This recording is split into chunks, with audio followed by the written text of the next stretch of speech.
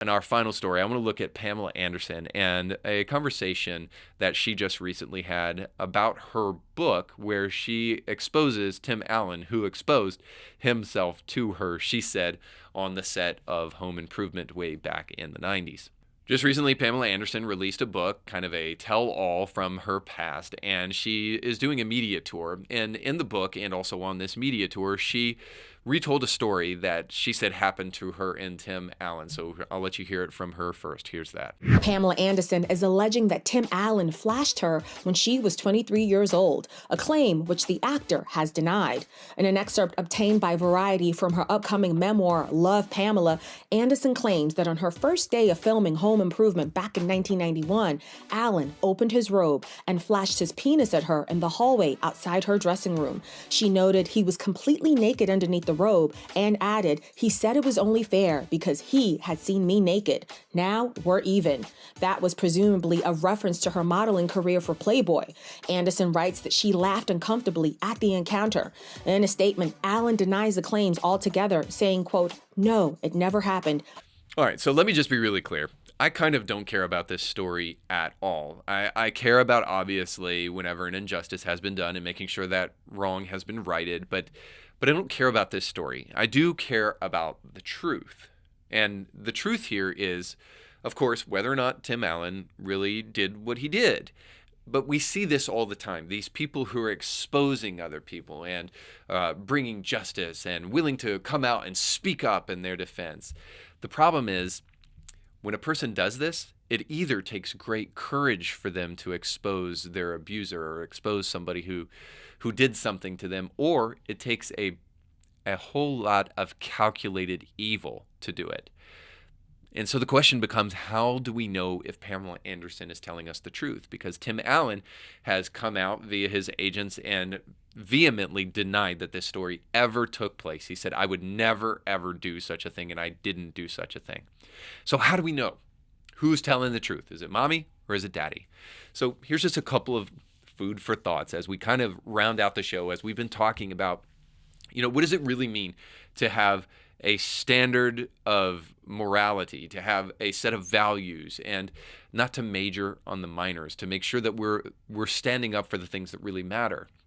So here's just a couple of thoughts. And I have to be honest about this. Does a woman who shows her breasts for a living deserve the benefit of the doubt? I mean, you might say to yourself, Reed, the fact that she does that is not related to what Tim Allen did. Those two have nothing in common. Well, are we sure that they're not related? And here's why I think they are. If money is more important to you than integrity, then why should we believe that the truth matters to you? And here's the second thing.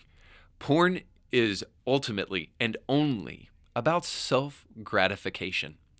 It's about expedience. It's about taking the shortest route to your pleasure possible. And of course, we know that one of the things that needs to happen in these tell-all books is that you need to expose some Hollywood elite. You need to expose some big guy out there and try to show how evil they actually are. That's the way you sell books. And Pam was willing to sell so much of herself. I don't know why she wouldn't sell her integrity. And finally, I do want to say this about consent, because Pam says that that Tim Allen exposed himself to her without her consent. So I just got to tell you, it's a little rich.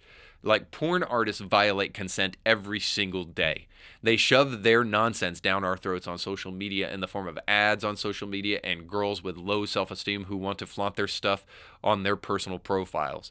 It took us all of about 5 minutes for social media to be created before we finally changed this forum that was supposedly about open discussion and dialogue and connecting with people into a place for cat videos and girls' butts. So forgive me that I think that it's rich that a person who has consistently shoved her body parts down the throats of a generation, that she's really got an issue with consent.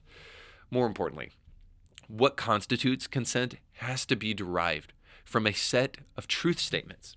Like, what do we know? What do we say consent actually is? So ultimately, when we say consent, what we're really saying is people have inherent value, and consent needs to be given because of that. And that value demands to be respected because it is good to protect people who have inherent value. And if it isn't respected, you're a bad person. Now listen to me. With all the talk of good and bad, shouldn't we know what good and bad actually is?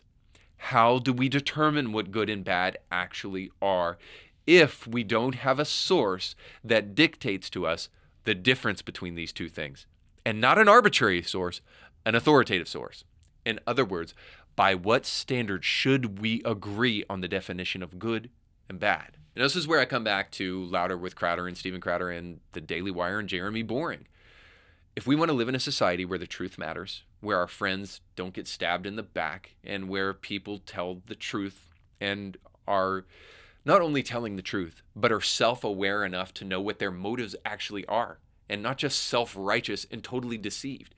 If we want to live in a world where personal opinion, not rooted in coherent rational defense, is rare, we might have to have a much broader conversation that goes beyond big conservatism and actually goes into big morality.